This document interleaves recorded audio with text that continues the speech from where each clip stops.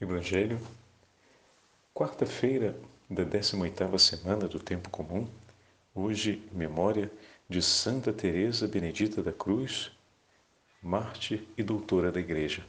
O Senhor esteja convosco, Ele está no meio de nós. Proclamação do Evangelho de Jesus Cristo, segundo São Mateus. Glória a vós, Senhor. Naquele tempo Jesus foi para a região de Tiro e Sidônia.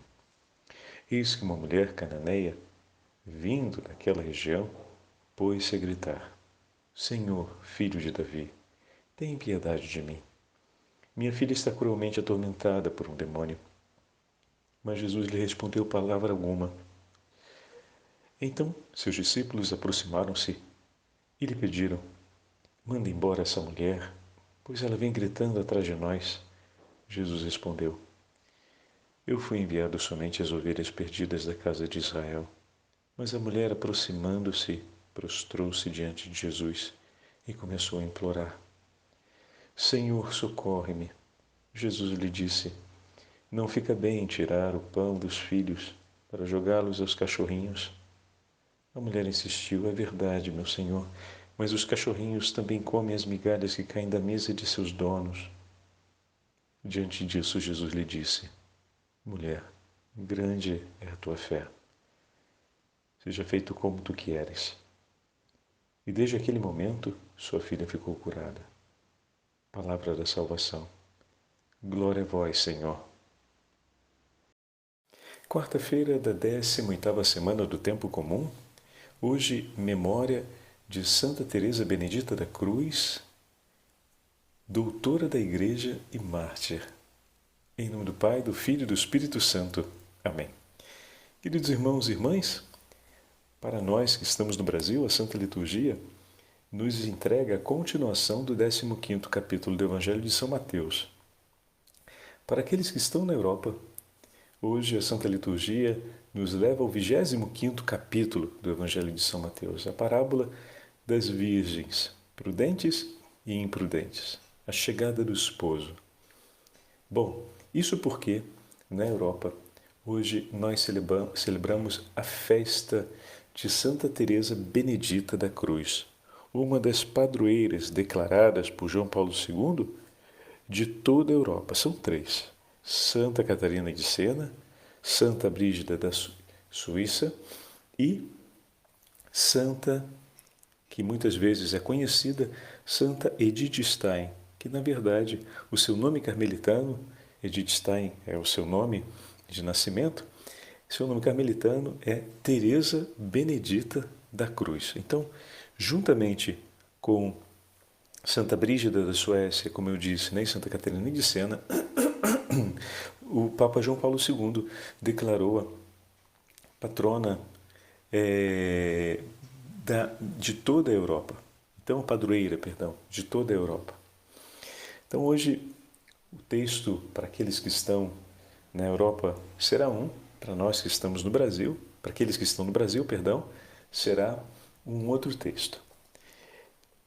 Vamos necessariamente trabalhar com o texto proposto para o dia de hoje, para nós, para aqueles que estão no Brasil, né?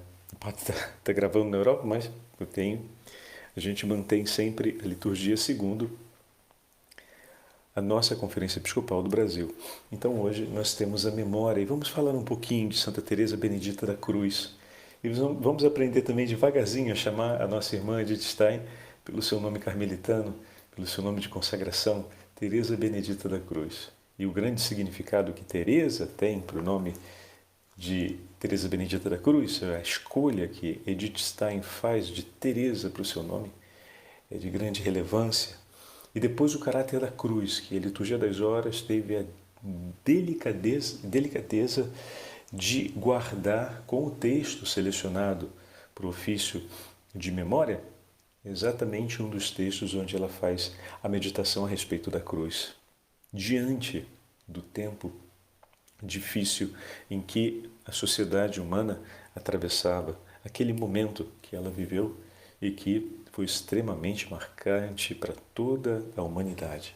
Bom, antes de andarmos ali, vamos ver um outro momento marcante que o Evangelho nos entrega hoje. O 15º capítulo mostra para nós, de Mateus, a súplica de uma mãe que percorre terras distantes e vem se apresentar diante de Jesus. Ela é de origem gentia, de origem pagã. Ela não pertence à casa de Israel. Se apresenta na região de Tiro e Sidônia e vem suplicar a Jesus que possa curar sua filha. A cura que essa mãe pede é a libertação de sua filha, que está sendo oprimida por espíritos infernais que a maceram sempre mais, que as levam a um sofrimento atroz, dia após dia. Essa mãe, de maneira incansável, persegue Jesus e finalmente o alcança. E quando o encontra, não tem outra súplica em seu coração senão pedir a Ele que tenha misericórdia dela e que escuta o pedido. Essa mãe não está ali por ela, mas por sua filha. Mas a gente pode dizer, bom, ela está por ela também, porque o tesouro maior de seu coração é ver a sua filha liberta. De fato, o ouro do coração dessa mãe, o tesouro de seu coração, é o amor por sua filha, que lhe foi dado por Deus. Então ela vem de uma terra distante, atrás daquele que era considerado o poderoso profeta de Israel, para interceder a ele. Em nome de Deus, eu te peço, salva minha filha, liberta minha filha. Aquela mãe veio entregar nas mãos de Jesus confiante a súplica por realizar aquilo que o seu amor de mãe tanto deseja, mas não pode realizar, a libertação de sua filha. Em outras palavras, ela veio entregar o seu grande amor nas mãos daquele amor que é infinito. Se o amor dessa mãe era grande por essa filha, muito maior era o amor de quem a entregou para ela como filha. Saber em quais mãos eu vou colocar as dores dos meus amores. Você já parou para pensar nisso? Quantas vezes a gente, pelo amor que sente, pela importância que o outro tem na nossa vida, nos vemos quase que impelidos a tomar nas mãos de uma forma o sentimento que temos pela outra pessoa e de nos obrigarmos de uma tal forma ao bem ou ao fazer por aquela pessoa que podemos, sem fé ou com uma fé muito fraca, tornarmos-nos cegos e não compreendermos que para muitas necessidades daquela pessoa que amamos, o nosso amor, por maior que seja, não é capaz de oferecer tudo o que ela precisa, porém é capaz de levá-la até a fonte daquele amor maior do que o nosso, que tem o poder de oferecer a ela tudo o que lhe é necessário pela sua paz, pela sua libertação. E que o Senhor nos levou a amar para que nós pudéssemos levar até Ele. E que esse amor grande, grande, grande que sentimos não é para tomar o outro para nós como objeto, como propriedade, mas se tornou grande e forte para que nós pudéssemos levar a pessoa que amamos até Jesus, pois Ele tem o poder de oferecer tudo o que é necessário para o bem daquele coração. O teu amor, por maior que seja por qualquer uma das pessoas que o Senhor te ensinou a amar, é um amor que vincula para levar a Cristo. É esse o amor mais forte que o teu, capaz de cuidar daqueles que você tanto ama e aprendeu a amar pelas mãos de Deus? que o teu coração, grande em amor por seu filho, por seu marido, por sua família, por seus amigos, pelas pessoas que estão na sua vida, seja um coração que saiba transportar até Jesus. A primeira coisa que precisamos pedir hoje é não deixai, Senhor, que nós caiamos, nós nos tornemos cegos.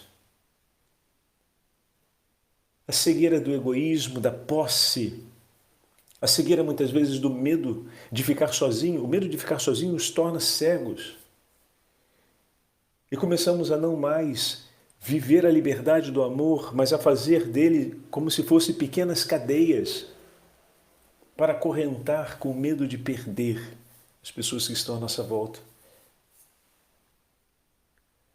O coração daquela mãe que tanto amava aquela filha, pela força desse amor, soube levá-la, e Jesus vai elogiar a fé daquela mulher, soube levá-la até Jesus, com grande paciência, porque além de percorrer a estrada até chegar a Jesus, até encontrá-lo, ainda sofreu a demora de Deus. Pensem nisso. Jesus ouvia e ficava em silêncio, não respondia, estava demorando. Mas não porque o Senhor não conhecesse o coração daquela mulher e a grandeza de sua fé.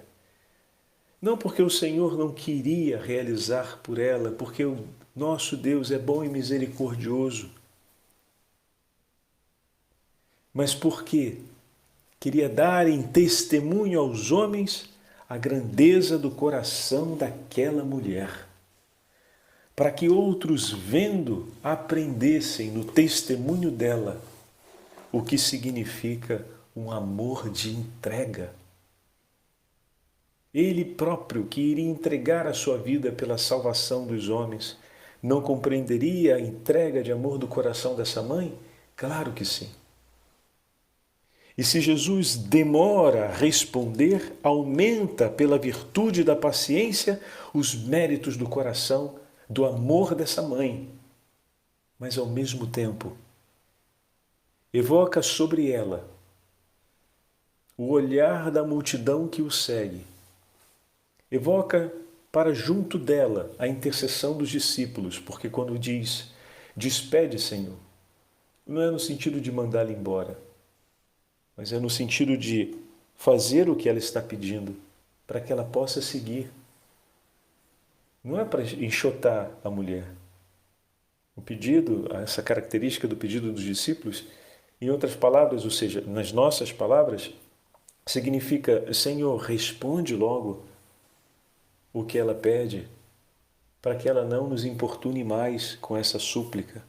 Em outras palavras, cumpre, Senhor, vem em socorro dela. Mais talvez pelo incômodo do que propriamente pelo tema, alguns podem falar, mas sinceramente, uma pessoa que percebe a dor do coração de uma mãe que pede tal coisa por um filho, não pensa dessa forma. O coração dos discípulos não é insensível a esse ponto, como às vezes a gente pinta. É bem provável que eles tenham compreendido o quanto estava sendo para aquela mulher doloroso e que aquele pedido era um pedido justo. Justo porque significa um pedido cheio de esperança em Deus e um pedido de um bem real em favor de alguém que tanto necessitava. Então, naquele momento, os discípulos intercedem por ela e, dessa forma, a causa daquela mulher, ou seja, o que a leva ali, se torna também causa no coração dos discípulos, porque eles estão olhando para a mesma necessidade do coração daquela mãe e pedindo a Jesus que faça algo. E Jesus, então, dirigindo a palavra para ela, usa o epiteto, a expressão popular, que se usava naquele período. Ele veio para os filhos da casa de Israel e não para aqueles de fora da casa de Israel. Jesus apresenta essa verdade. E aqui está um passo maravilhoso. Ela demonstra a grande confiança no Senhor. Ela não pede que o Senhor mude a decisão do seu coração. Ela não pede, ela não diz, a lei está errada, eu protesto, a gente tem que dialogar, isso daqui não é certo, como é que pode? Nada. Todos esses discursos que a gente conhece bem, que podem pular fora, quando parece que Deus não está falando aquilo que deveria ter falado, não é verdade? Assim a gente olha às vezes, quando Deus faz o que Ele deve fazer segundo a vontade dEle, às vezes a gente fala, Ele não deveria ter feito isso, a gente acha que Deus está agindo da forma que não deveria. Né? Por mais absurdo que seja, mas a gente pensa com esses parâmetros em alguns momentos. Entretanto, não. Ela ouve aquilo, não fala que é bullying, não fala que Jesus está agindo de má fé, não fala que é um desprezo, não senta e chora. Ela simplesmente confia. Jesus não está colocando uma dificuldade, está apresentando uma verdade, é diferente. E o que ela faz? Senhor, eu confio em Ti. Jesus, eu confio em Ti. Jesus, eu confio em Ti. Que frase, meus irmãos, que frase, que resposta. Quando ela diz, mas também os cachorrinhos esperam as migalhas que caem da mesa dos filhos. A bondade das crianças que vendo os animaizinhos ali, quantas vezes a gente já viu essa cena acontecendo, né? Tira um pedacinho, joga no chão, dá. Ou seja, Jesus, eu confio em Ti. Eu espero na Sua bondade. Eu confio na Sua bondade. Santa Faustina escreveu, Iesu ufam tobie. Jesus, eu confio em Ti. É a frase que está em polaco debaixo da imagem de Jesus misericordioso. Iesu ufam tobie. Jesus, eu confio em Ti. E ali naquele momento ela declara com toda a força do seu coração que confia completamente no Senhor. O meu amor se rende diante do Teu. O meu coração se lança sobre o Teu e eu espero a sombra do Onipotente, que é bondoso e misericordioso. Eu espero e nele confio. Ele é a minha esperança. Meu irmão e minha irmã, aquela demora, que nós poderíamos dizer, dela pedir tanto e Jesus parecer não estar ouvindo, foi um grande tesouro, não apenas para recolher méritos através da paciência, ao amor que essa mãe declara, né, e à fé que essa mãe professa em Jesus, mas foi também um bem para que todos nós pudéssemos conhecer a grandeza desse coração de mãe, que amando tanto e compreendendo de maneira clara a intensidade do sofrimento de sua filha, com o seu coração transpassado de dor por esse sofrimento, sabendo que o seu amor por ela, por essa filha, sozinho, não era capaz de transformar, ela toma nos braços e leva até o amor de Jesus, entrega sua filha e o seu coração nas mãos daquele coração que é muito maior e mais forte em amor, em misericórdia, em bondade, que é infinitamente poderoso, único coração capaz de libertar sua filha. O grande ato de fé daquela mulher foi entregar aquela que ela tanto amava nas mãos de Jesus e confiar nele. Ouviu bem isso, minha mãe? Ouviu bem isso, caríssimo pai que nos escuta? Ouviu bem isso, caríssimos filhos que nos escutam? Sacerdotes, seminaristas, irmãs, caríssimas irmãs que nos escutam? E entregar aquela que ela tanto amava, nas mãos de Jesus e confiar nele. E entregar tudo que está no meu coração e aqueles que são amados por mim nas mãos de Jesus e confiar nele. Jesus me deu um coração de carne capaz de amar para levar as almas até ele, para levar todos até ele. Não é para possuir nenhum para mim, mas todos. Meus filhos, meus netos, meus bisnetos, meus amigos, meus familiares, meus parentes, minha esposa, meu marido, todos, minha comunidade, todos. O Senhor me deu um coração de carne e o fez capaz de amar, para que amando eu possa levar até Ele todos aqueles que Ele me entregou e me ensinou a amar. E entregando para Ele e confiando nele, esperar a grandeza da sua bondade e da sua misericórdia. Olha que fantástico. Santa Teresa Benedita da Cruz descobriu esse amor em Jesus. E quando descobriu, nunca mais o deixou. E dessa forma, ela viveu os dias de sua vida. Aliás, uma das frases, sou apenas um instrumento do Senhor. Quem vem a mim, eu quero levá-lo até Ele. Deus não chama ninguém a não ser unicamente para si mesmo. E se me chamou para si, é para que por mim eu leve tantas almas quanto eu puder, quanto Ele me der até Ele.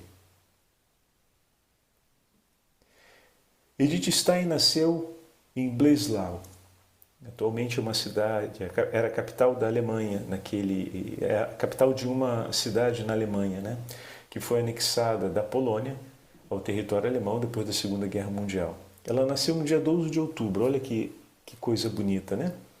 Do ano de 1891, quando se celebrava a festa judaica do perdão, chamada Yom Kippur, a festa da reconciliação. Seus pais eram comerciantes judeus. Ela muito jovem perdeu seu pai. Na verdade, ela tinha 2 aninhos quando o pai faleceu. E a mãe encarregou-se dos negócios da família e da educação dos filhos. Que difícil, né? 11 filhos, viúva, conduzindo ainda o comércio e levando a educação sem perder nenhum deles para a delinquência ou no caminho da maldade. Bom, a pequena Edith, segundo o seu próprio testemunho, foi sempre muito dinâmica, também muito sensível, nervosa, irascível, tinha um caráter forte, como a gente costuma falar, né? Entretanto, aos 7 anos de idade, ela começou a ter um temperamento mais flexível, mais brando. No ano de 1913, ela ingressou na universidade. Então, deu início aos seus estudos, e o estudo da fenomenologia. Ali ela encontrou uma verdadeira paixão, que era a vida acadêmica. E, sobretudo, com a proximidade com o grande professor Edmund Husserl, fenomenologista, dedicou-se intensamente aos estudos e era uma mente muito brilhante. Foi uma das poucas mulheres no início do 20º século que na Alemanha receberam o título de doutor. Então, é realmente uma mente prodigiosa.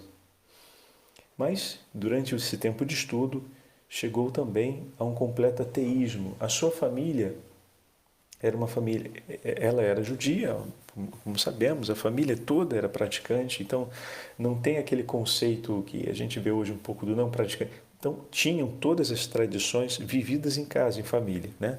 Então ela precipita pouco a pouco num completo ateísmo. Mas em 1914, quando eclode a Primeira Guerra Mundial, ela termina indo trabalhar num hospital. E nesse hospital ela começa a fazer a sua primeira grande experiência em relação à misericórdia, em relação à fé, o fim da vida. Ver a morte de perto e encontrar as dores daqueles que buscam a Deus realmente marca a sua história de vida. Bom, continuando os seus estudos, se tornou estuda com seriedade a fenomenologia até se encontrar com a doutrina católica. Finalmente ela esbarra com a fé católica. Encontra definitivamente a sua nova fé no ano de 1921, quando lê a autobiografia de Santa Teresa de Jesus. Por isso a importância do nome, né, de Teresa para ela. Ela leu Santa Teresa d'Ávila, o livro da vida, e isso marca a vida dela para sempre.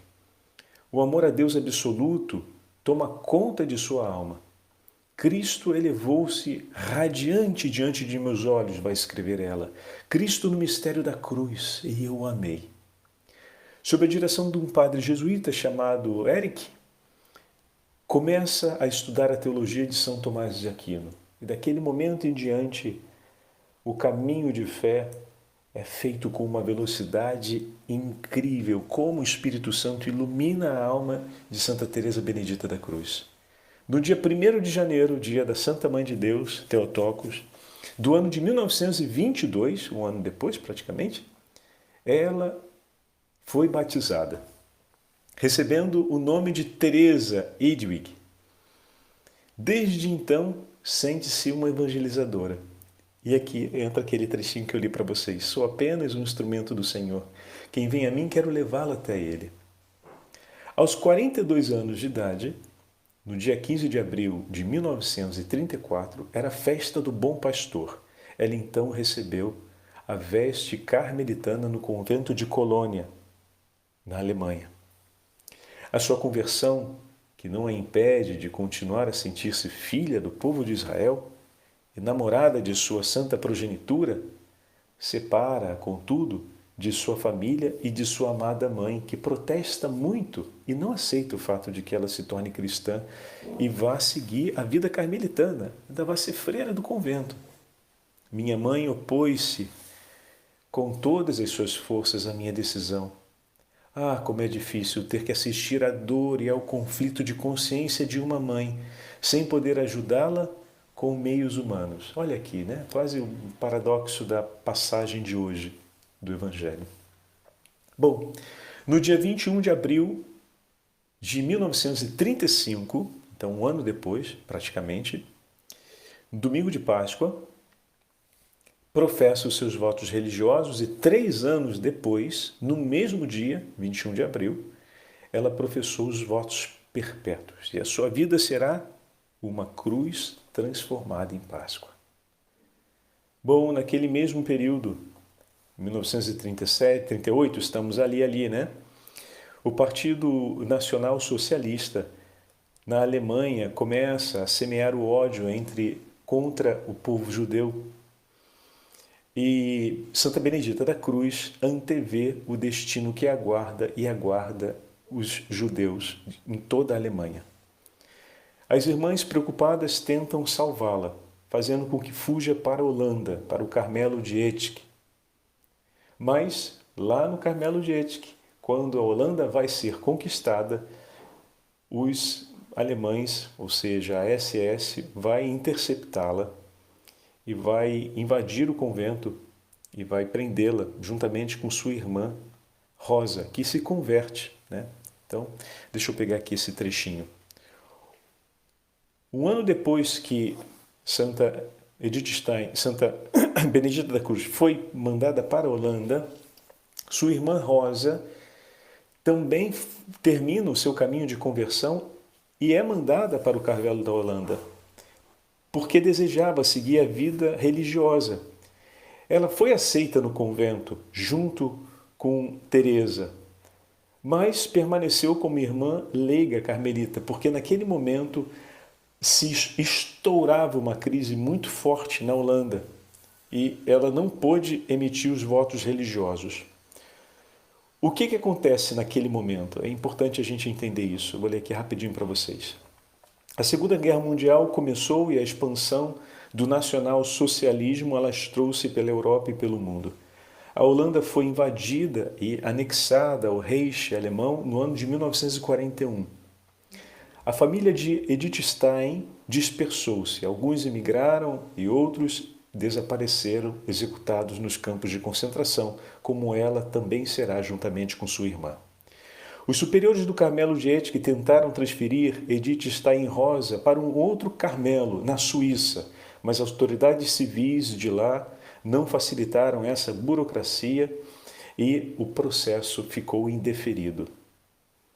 Em julho de 1942, publicamente, os bispos holandeses emitiram uma posição de repúdio formal contra o regime nacional socialista e em defesa do direito da vida e em defesa do povo judeu.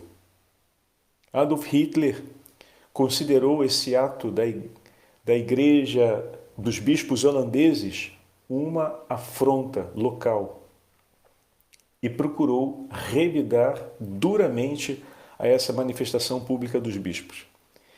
Em agosto, 2 oficiais da SS invadiram o Carmelo de Ética e levaram Edith e sua irmã Rosa. No mesmo dia, outras 242 pessoas, judeus convertidos ao catolicismo, foram deportados de diversos pontos e de diversas casas religiosas da Holanda para os campos de concentração, como represária do regime nacional socialista a mensagem pública feita pelos bispos da Holanda. As 2 irmãs foram levadas, juntamente com todos os demais, em um grande comboio de carga, junto com centenas de outros judeus que tinham sido capturados nas fronteiras do país. Edith Stein era chamada da freira alemã, como identificaram os sobreviventes holandeses. Ela diferenciou-se muito dos outros prisioneiros que se encontraram em um momento de grande desespero, lamentação e prostração, vendo suas vidas e suas famílias serem arruinadas. Ela procurava consolá-los, os mais aflitos. Ela procurava ter próximo de si, levantar o ânimo dos abatidos e cuidar do melhor modo possível das crianças que se perdiam de seus pais e muitas vezes permaneciam sozinhas em meio àquele mar de gente em desespero e pranto. Assim ela viveu alguns dias, os últimos dias de sua vida, suportando com doçura e paciência tudo o que lhe acontecia, conformando-se à vontade de Deus e não deixando as crianças que encontrava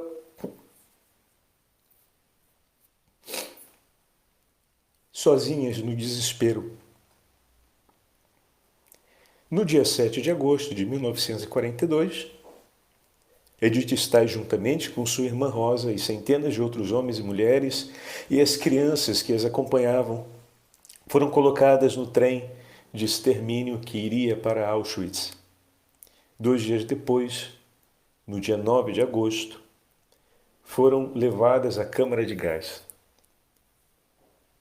E dessa forma, foram mortas e depois seus corpos foram queimados, como de todos os demais prisioneiros executados nas câmaras de gás.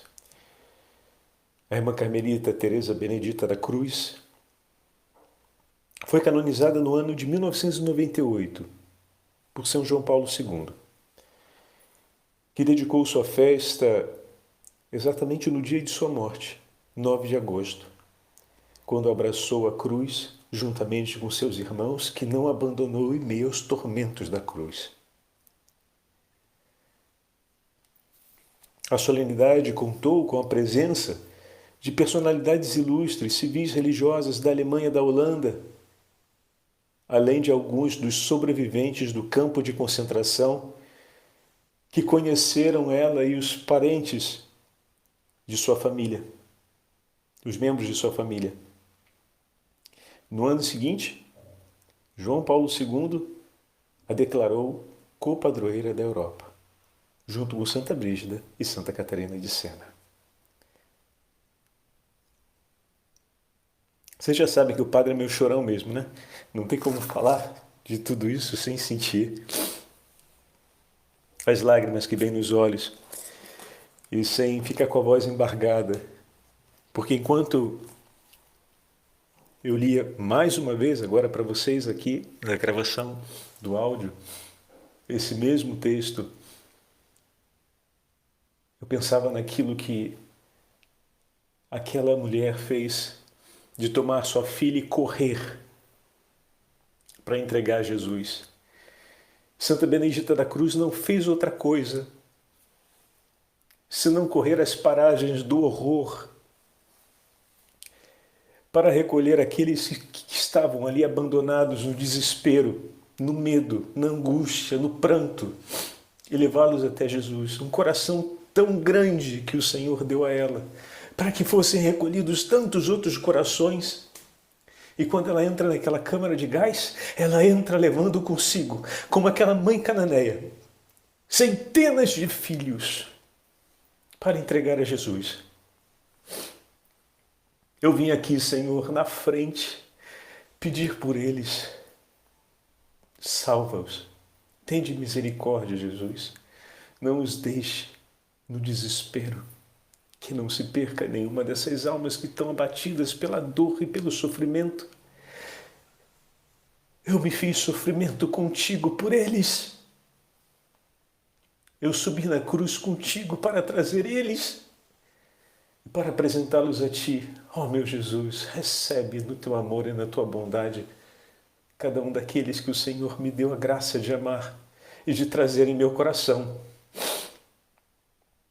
Que a gente viva e que a nossa vida seja assim, que a gente busque a beleza da fé até o seu máximo esplendor e que a nossa vida seja como a de Santa Teresa Benedita da Cruz.